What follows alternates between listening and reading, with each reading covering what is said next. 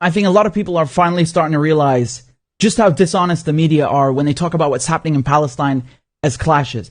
If these were videos from Ukraine, if they showed Russian soldiers abusing Ukrainians, it would be front page news. You would have no problem looking at that and calling that violence. But because it's happening to Palestinians, oh, now it's a clash. Oh, it's both sides. Look, man, when you have gangs of uniformed thugs draped in riot gear bursting into a mosque and shooting people with tear gas while they're praying, that's not a clash. That's literally the definition of brutality. And this idea that if Palestinians dare to throw a rock in self-defense at somebody that's tear gassing them, that they're somehow equally to blame. I mean, what is this colonial slave mentality? Like, how dare you defend yourself? Accept your oppression, you Arab terrorist. Man, I don't understand people who can sit there and watch an entire people being humiliated, subjugated, and ruthlessly oppressed every day by an occupying military force, and then attribute equal blame to unarmed Palestinian civilians. I mean, how morally bankrupt do you have to be to utter such a thing? Huh? To say that Palestinians living under Israeli occupation are just as guilty as the people colonizing them.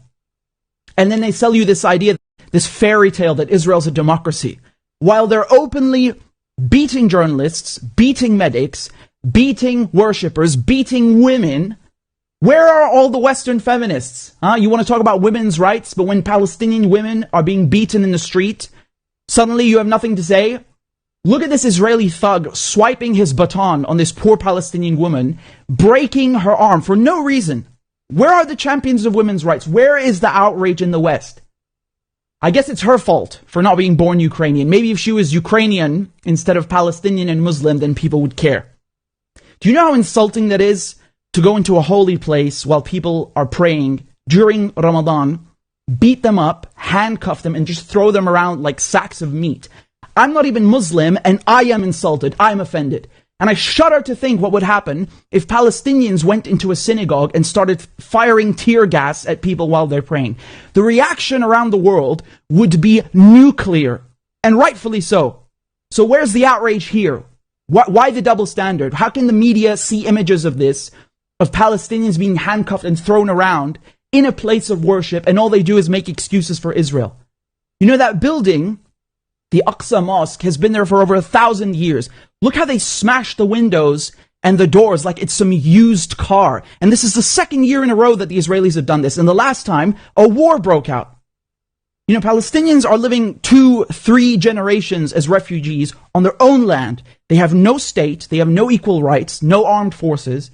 And meanwhile, the Israelis have nuclear weapons, an air force, billions of dollars being bankrolled by the Americans, and they have the complete political backing of the Western media. And you call that a level playing field? There is nothing about this that is even remotely comparable. Anybody calling this a clash or going, oh, it's complicated, is either clueless or being dishonest. And the media, they always have these colorful, creative ways to avoid saying that Israel is occupying Palestine. Oh, it's both sides being violent. Oh, there are tensions because it's Easter and Passover and Ramadan coinciding. No. Get one thing straight.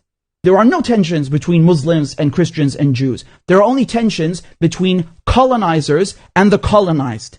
Get that straight.